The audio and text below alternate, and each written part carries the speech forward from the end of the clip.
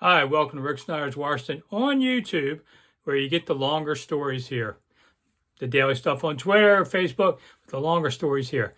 I decided today to do best sports writers I've known in town. It's not all of them, but I've been writing in this town for 43 years. Only Tom Boswell has been around longer than me. All the guys I'm going to talk about pretty much all retired, and sadly some of them passed away. But I think their names should be kept. You know, everybody liked hearing about TV guys yesterday. All right, so let's talk about some of the writers. One of my favorites, I started out, my biggest beat in Washington Times, the early years, was covering horse racing. And people think the NFL box was hard, and it is. You got to be good to compete in the NFL. But in the Maryland horse racing circles, when I went in that press box, woo, those guys loved to cut up the rookie. They were merciless at times. And there were guys like Dale Austin and Jack Mann who worked for the Baltimore papers, but you probably read Jack Mann down in Washington papers too. Jack Mann was a consummate newspaper man, hard-edged. I mean, this was a guy who was a Marine in World War II, fought the Japanese in those islands. He was just as tough against us. He could go out there and he lived to beat you on a story. And Dale Austin from the Baltimore Sun was the same way, older guy, and he knew everybody, and they would just kick my butt every day. And I just wondered, how are they doing this? And I got to thank them for one thing. As I got around longer, did it for 5 years. They were nice enough to show the rook how to do some things. Dale Austin taught me a real trick. Don't bother writing everything somebody says down. You're not going to use it all. Find 3 things that he's talking about. Write those down. That's what's going to work. It proved to be a pretty good way to do it. And Jack Mann, I give him credit. My wife is 9 months pregnant. We didn't have cell phones back then. She calls the track looking for me. She needs me to come get her, take her. And Jack Mann tracks me down in the grandstand talking to someone, grabs me by the neck and says, "Come on." And I'm like, "Why? Where are we going?" And Jack's like, "Your wife needs you." I mean, he didn't have to do that, you know, but he was actually past that mean old man exterior. Reminds me of somebody else I know. Was a heart of gold. And I really miss Jack. He was a good guy. Some days I wanted to punch him. One time, Jack's in his 70s. He and I are going back to see the track president. We've been cleared to go. And some old guard stops us. Now, Jack and his guard are both 70 plus. And Jack tells him, "Get out of the way or it's chin music time." And I mean, he was going to start a fight right there. I had to get between these 2 old guys. You know, I was in my 30s then. Like, wow, that's how competitive writers were back then. You weren't friends with people in the other newspapers, much less TV, radio. You know, you lived with your own tribe, and you lived and died with them. I was at the Washington Times for a lot of years. Then I went over to the Examiner, and then I went over to the Post Express, and now I'm over at 106.7 The Fan. You know, it bounced around a lot, but, you know, you did get to know the guys a little bit if you were on the same beat and saw them every day. Andy Beyer was the horse racing columnist. Some considered the best one in America. Was a big-time gambler, too. All I can say is one day I'm betting my $2 at the window. Andy comes behind me and says, 600 on.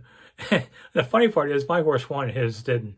But Andy, man, he could throw some money at things. He and I both would pick the Kentucky Derby every year. We'd both lose. I'd open the paper, saw Andy pick my horse, and thought, we're doomed. I mean, I had a few winners, but not many, and neither did Andy. Just kind of weird. A very eccentric guy went to Harvard and all, but man, the guy knew what he was doing. That was for sure. And still writing columns occasionally for Daily Racing Form and all. Some of the best writers, I don't know Tony Heiser personally very well. I've just been around him.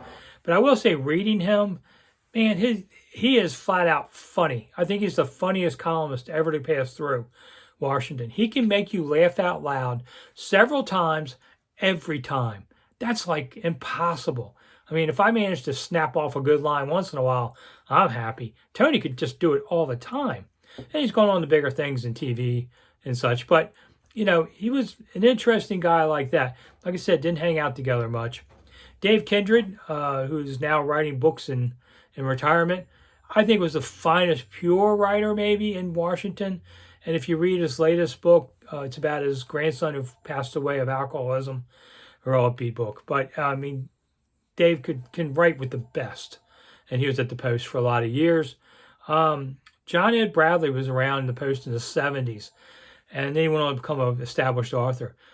John Ed could just write stuff. Imagery, it was just tremendous. Old college football player who found his way into sports writing. Man, he was really good at the Post. Probably the best guy I ever competed against on a daily beat basis was Richard Justice at the Post. We went head-to-head at the Redskins for a couple years. Richard had every tool in the belt and he could write well too, but he was a great reporter. And I managed to pretty much hold him, I think, to a draw. And that was a pretty good win overall. I mean, Richard still writes out there nationally. But man, was he a great reporter. Just could talk to anybody and everybody. Some guys I worked with, Daly, who's retired now from the Washington Times, is the best NFL historian out there, bar none. You want to know something about football from the 20s, 30s, 40s, 50s? Dan knows it all. I mean, you can do it today too. Follow him on Twitter. He's still out there, Dan Daly, and he often writes during games to analysis versus what happened versus historical trends, and it does a tremendous job. A good Twitter follow. A guy I worked with my first few years, Marty Herney, who now is working at Ashburn with the Washington football team as an exec. He went on, he did a few years with the Times and then went on to NFL management. He's been a GM in Carolina, of course. Marty was just a hard-working beat writer.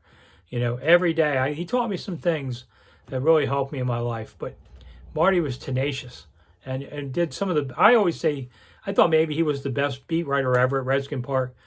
Steve Guback of the Star back in the 50s, 60s was really good on there. But Marty was awfully good. And talking about great beat writers, Dan Shaughnessy was at the Washington Star.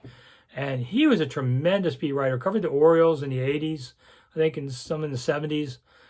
80s. Yeah, 80s. And he was terrific. He's up in Boston now. You see him on TV.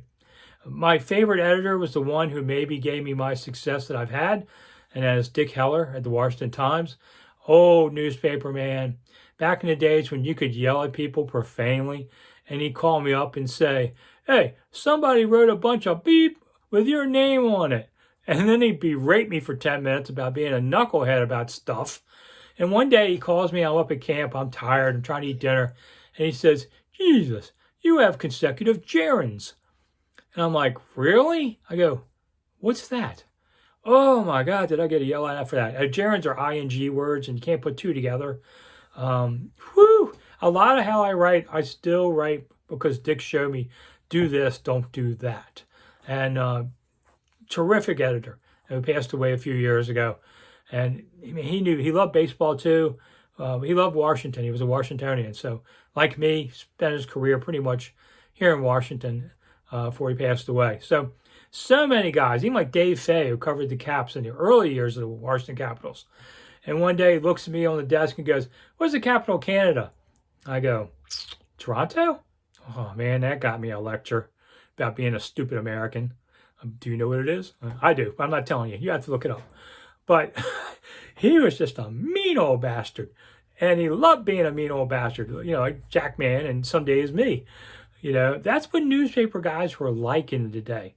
We didn't, you might get a letter in your box saying, "Hey, your story was stupid." Now we get tweets at us. But back then, you hardly ever saw them. I'd go months without reading my mail. You just have to, I always said, newspaper guys are the meanest people you'll meet outside of prison walls. And I was like that for a long time, and I'd like to think in the last few years, I've softened up a little bit. Maybe I'm just a jerk instead of a mean old man. But that's for you to decide. Hopefully somebody does a video 20 years from now and mentions me among people. That would be nice. So that's just some of the guys. You can Google their names and look up their stuff. If a lot of you probably remember these writers. I meet these guys who are these old bald-headed, gray-haired guys who go, "Hey, I've been reading you since I was a kid." I'm thinking, Jesus, how old do you think I am? I'm not that old. I didn't cover Abe Lincoln, but I do meet people who are in their 40s and 50s. Okay, I've been doing this since 1978. So I guess it's possible they did grow up and meet me. So it's a long life, but I've been blessed to do this. It's what I wanted to do all my life. Wasn't necessarily sports. That came accidentally, but I always wanted to be a newspaper man since I was 12. And, here I am at the end of a career. Got a little longer, hopefully, but it's been a great ride, and I really remember these guys. I hope you do too. I'm Rick Snyder for Rick Snyder's Washington. Thanks for the time. I'll see you again soon here on YouTube with the longer stories. Make sure you subscribe.